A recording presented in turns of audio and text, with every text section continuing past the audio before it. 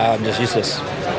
So say again. I'm just useless. But that isn't obviously the It clearly is. What? Yeah, it's clearly is. Just drove terribly. That is exactly what a broken 7-time world champion sounds like. Now, this isn't going to be a hate video. It's not fair to beat a driver while he's down. No.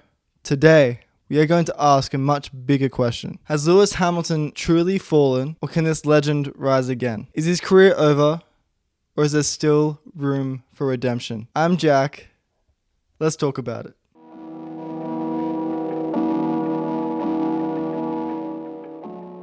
So who is to blame?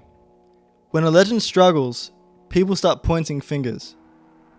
But who is really twisting that knife? Who is making Hamilton's life seem miserable right now? Well, there are 5 potential suspects. Suspect 1, Max Verstappen and the entire year of 2021. We will never know, but did that final lap in Abu Dhabi, in the title decider, rattle Lewis's confidence and motivation completely? When you look back, have we really seen the Lewis of 2021 since that moment?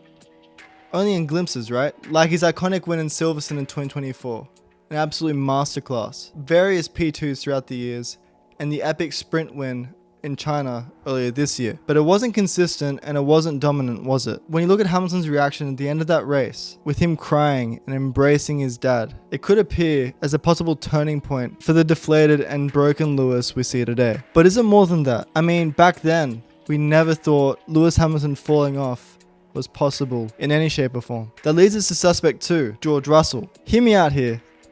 Is George Russell better than everybody thinks? Some of Hamilton's biggest criticisms in recent years was that he got too comfortable with Valtteri Bottas as his teammate and the second driver dynamics, with his teammates not really challenging him. What if George's rocket start at the beginning of 2022 rocked Lewis in a way we haven't seen since Nico Rosberg? Lewis struggled with the change in regulations. Combine that with a rapid teammate, then you're at risk of the whole Lando and Daniel situation again.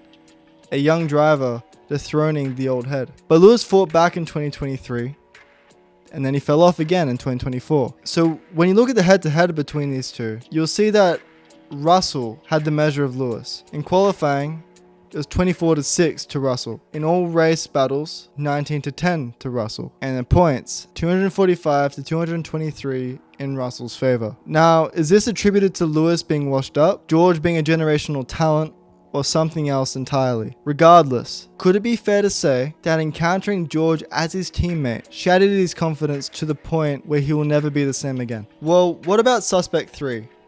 Mercedes. 2022 saw a massive regulation change, which dismantled the running order as we knew it. Mercedes were no longer the dominant car, and Lewis struggled to adapt. He only had 2 wins in the 3 years that followed 2021, and one of them was a handout victory from George being disqualified for having an underweight car in Spa. Not exactly awe-inspiring, was it? The problem here too was that the comfortability he had established at the team that he was at for a little over 10 years had completely shattered. There was tension, unease, and poor results with minimal improvements. This surely has to come with some sort of loss of identity and rattled confidence. How are you going to perform well if you have no foundation within the team or within yourself to stand upon? Could his final years at Mercedes be the reason why Hamilton is struggling today? Suspect 4, Ferrari. It's been clear from the outset that the Hamilton and Ferrari duo has not been working out as we'd hoped it would. I mean, if Charles is constantly having problems with Ferrari week in, week out, then I can imagine it will be much worse for Lewis. For Lewis, it's not as simple as just changing from Mercedes to another team in England, is it? It's much harder. You have the Italian language barrier, the different systems used, the different culture, the different environment. Changing teams to Ferrari would definitely invite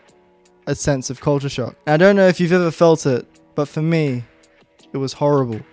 It stuns you. It makes you feel lonely. It makes you feel isolated. And the level of homesickness that you feel is out of this world. It's definitely believable that this transition will take more out of him and his performance than we would think. The other thing is, the car is obviously different and has its gremlins. Combine that and the learning curve together with him not doing very well. Yeah, I think that would make you pretty depressed. Could Ferrari be the reason for Lewis's struggles? Finally, suspect 5, Lewis himself. Has age hit him? He's 40 now, and I know people will hate me saying this, but Is this the beginning of the end for Lewis Hamilton? Not many drivers last till they're 40, and even if they are, in Lewis's case, one of, if not the greatest driver of all time, you can't expect them to drive and perform at the same level that they once did. Is it like what happened to Ricciardo, where once you lose that spark in your eyes, you may get close to what you once were, but we may never truly see it again? Well, it's hard, isn't it? I definitely do not think that it's any one of these individually, but I do think that 2021 George, Mercedes, and Ferrari worked together to create a beast of shattered confidence, which leads to poor performance. The answer to whether Lewis can no longer be Lewis and whether he should retire or not is down to whether he can regain that confidence. It's that simple. F1 is a confidence sport. It's just as mental as it is physical. If you lose that edge mentally, you retire. If you can get it back, fight. And if you have it, you'll succeed and you'll win. So is this just a phase? Can Lewis fight back against this negativity over the summer break? To answer this question, we have to ask another one. How bad is it really? Let's look at the head-to-head between him and Charles over this year so far. In qualifying, the margin is only 0.146 of a second. In the qualifying battles, 12.5 to Leclerc. In all race results, it's 12.4 to Leclerc. In points, Charles has 151 to Lewis's 109. I mean, on paper, it could look much worse than this, especially in the qualifying gap and in the points. But for Lewis, it's more feeling than anything, and right now, he says he feels slow, especially in race pace, which for him has normally been his strong suit. Can it be salvaged? Absolutely. Hamilton can come out of the summer break firing, putting in some great performances, beating Charles in the races, and he's back. How likely though? Answer that for me. Tell me in the comments.